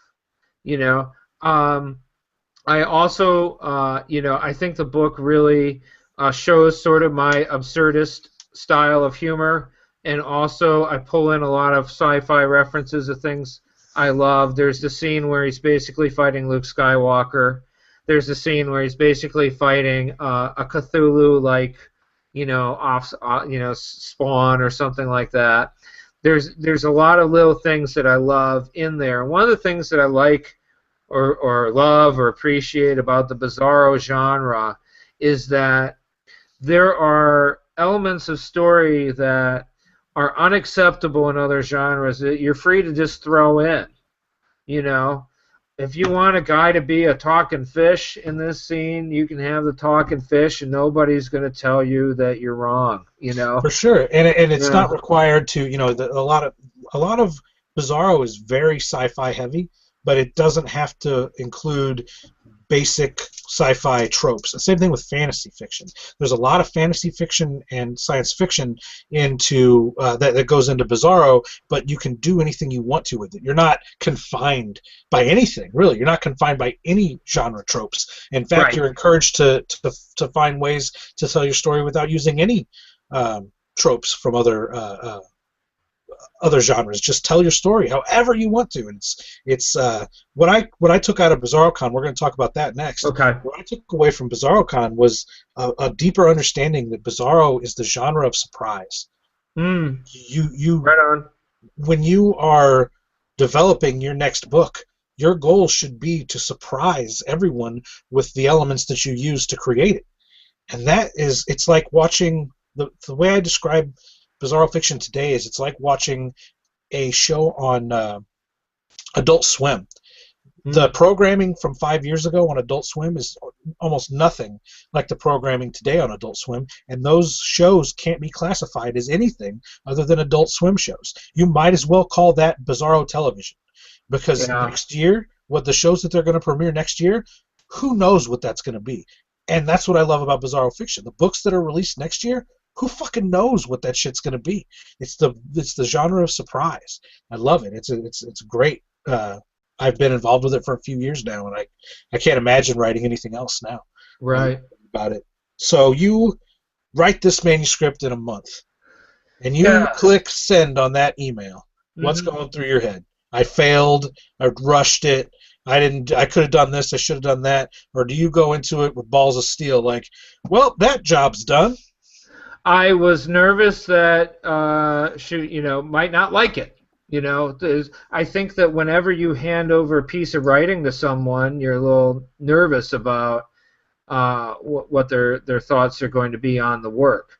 I was actually pretty surprised when there were only a few fixes that she thought I should make. I expected there to be a little bit more feedback, and I was mainly concerned with having the time to do revisions properly. So I don't know, man. I think that I caught a really cool, I don't know, wave or energy, or I was writing well in July because there weren't a whole lot of things that I really needed to fix on the manuscript. And when she emailed me back and said I've read it twice and I love it, I did feel relieved, because Were you looking for butt?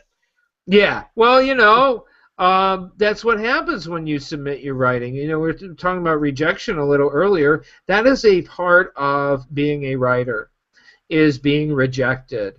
All writers are rejected and are rejected regularly.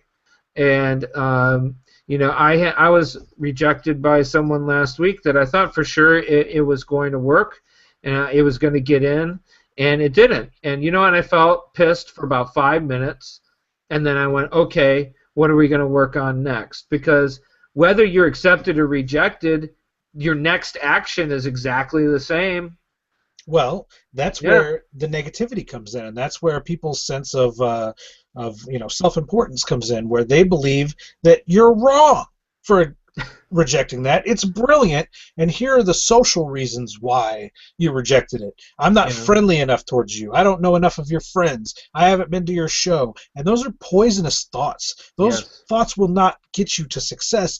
And so what if you know someone's friend? And so what if this or that happens? That's cheating anyway. I would never want a bad story published because I know someone. All Right. that does is get a bad story of mine released. Exactly. That's a terrible attitude to have. I don't care if you're my mom or if I've never met you before. I want my manuscript judged on the merits of the manuscript, and that's it's hard. It's a slippery slope because a lot of times people won't even open that manuscript unless they know a little something about you, and that's where the social networking is important. Yeah. And that's where Yeah. this battle between the year of the outrage, as you called it, and trying to stay connected to people that could possibly read a manuscript of yours. It's a delicate fucking balance, and one that I seem to fail more than I succeed at. But you have to have a certain amount. If you hadn't taken Rose's course, for example, Hmm. Spike would have probably never looked at a manuscript. Exactly. And so there's a No doubt, no doubt. I would have been in the slush pile with everyone else. And you do need a way to stand out. And when you do submit, people will look you up and see what you've got going on. Because at the end of the day, or maybe even at the beginning of the day, a publisher is in business to publish and sell books.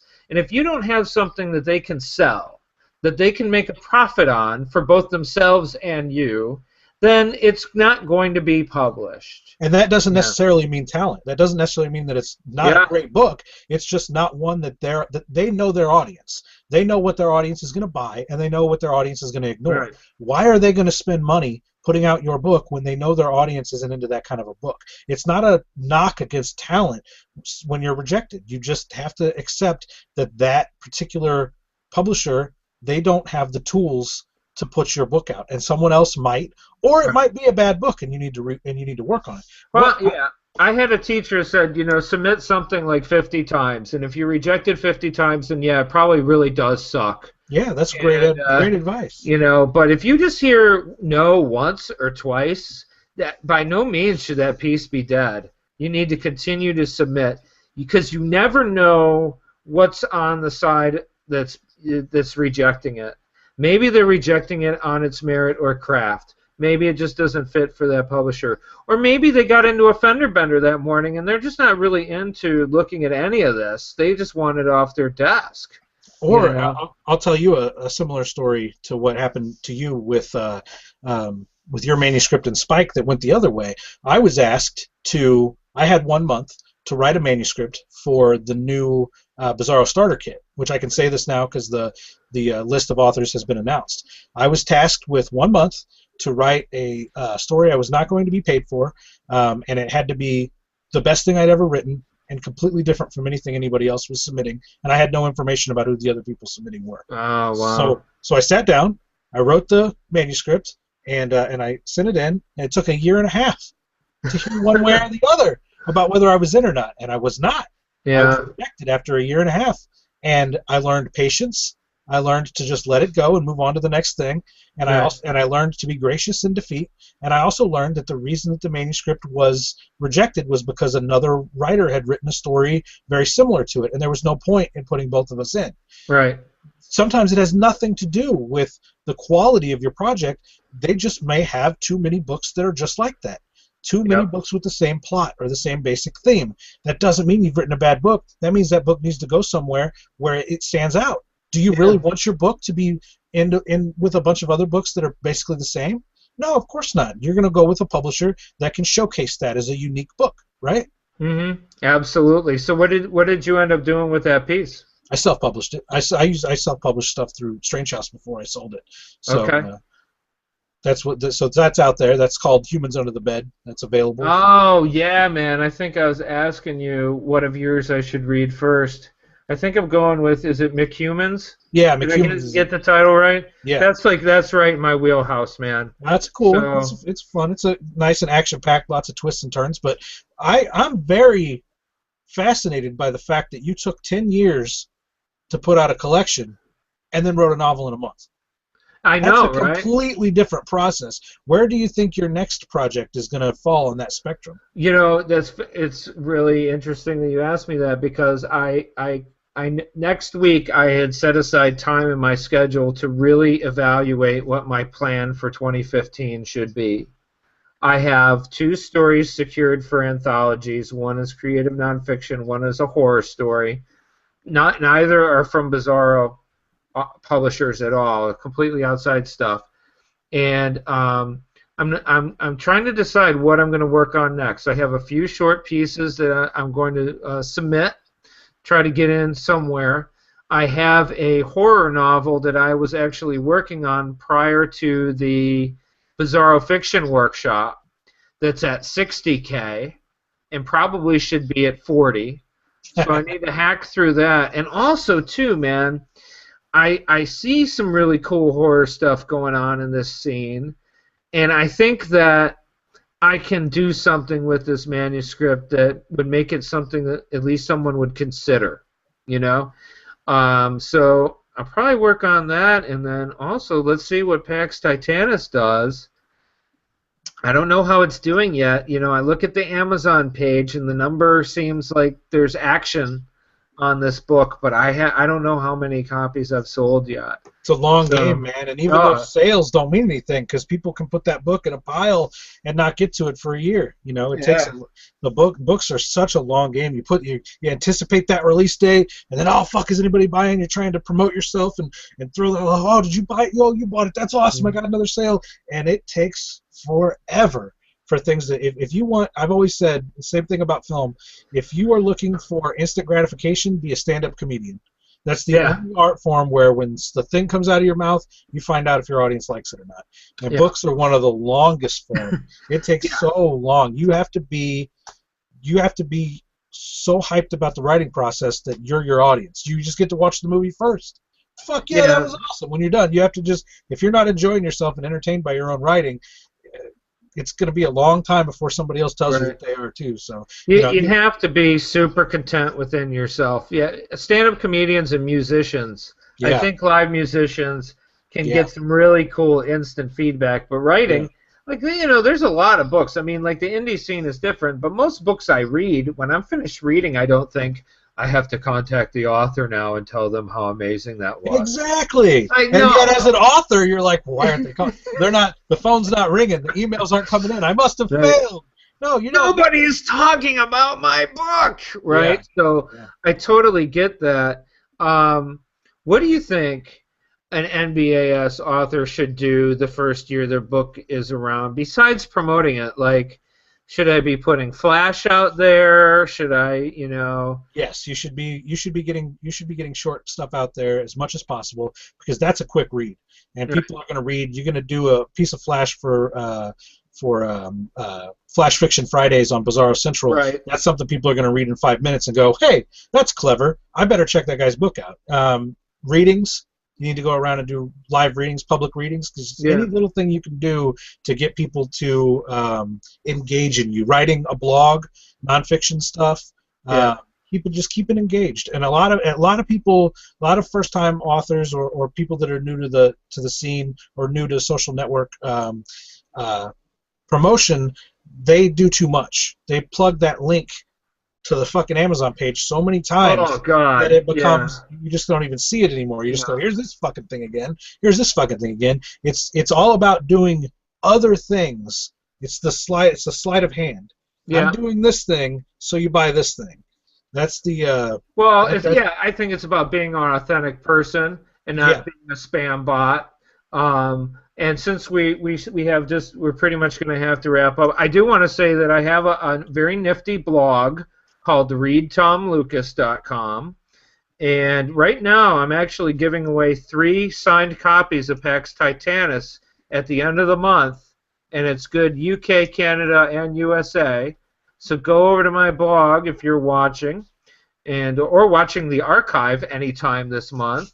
And there's a little box over on the left-hand side that will take you to the raffle copter. That's a mouthful. Where you can sign up to win a signed copy of the book. But yeah, I've had a blog going now for about 3 years, and it's a blast, man. I blog once or twice a week. All kinds of stuff. A lot of stuff is not Bizarro, but it's still creative writing and vlogging and that kind of stuff. I do a lot of book reviews too, so I encourage you folks to come by and stalk me on Read Tom Lucas. Or be careful. Be careful. That's not always a good thing. Well, I'll turn the comments off. I wondered why nobody was posting anything in this chat thing. Yeah, I'm like, I turned nobody. it off. It's just, I was fucked with just a minute before when I posted this thing on my author page. People were trying to do stupid shit over there, posting their photoshopping pictures of me onto horses and shit. Like, it's out of hand for the moment. I've never had anything like this happen to me before. But then I look at, I don't know if you follow MMA, but this recent controversy with John Jones being caught with coke in his system. There's probably 10,000 memes and Photoshop pictures of him right now, and he's in a bad place in his life. He just got exposed as a drug addict, and anywhere he goes online, anytime he looks at his phone, he's dealing with these people ridiculing him, and that's part of being a public fucking persona. That's part of putting yourself out there in 2015, and that's a scary thing, man. It's a scary fucking thing, and that's why I was really interested in talking to you about being an educator and being an author and putting yourself out there, because there are repercussions to putting yourself out there. I believe people hold you to a different standard. You can't. Oh, they do. And I'm only being burned for it for the first time now. But I've learned that I can't just socialize with people like any other schmo off the street. They are gonna, even though I live in a 1-bedroom apartment in luxurious downtown South City and work a food job and have no money, I'm perceived as being someone more important. So when someone gets mad at me, they believe they can do much more damage to me than the average guy that just whatever doesn't have a public footprint to even go after. Right. And that's as a teacher, if you piss somebody off, and you told a story about your student getting mad and getting written up for it. I hope that we never see Tom Lucas's face photoshopped onto a horse, because I think you're a stand-up guy. You're an interesting character, and I wish we had 2 more hours to talk, man. Right. I like you. I like your book.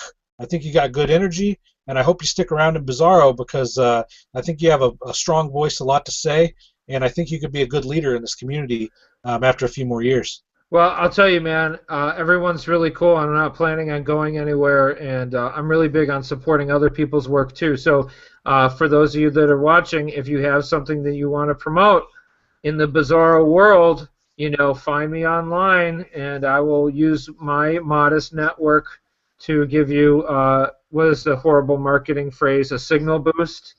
I will give you a signal boost and all that. But Kevin, thanks for having me on the show. I'll come back anytime you want, man.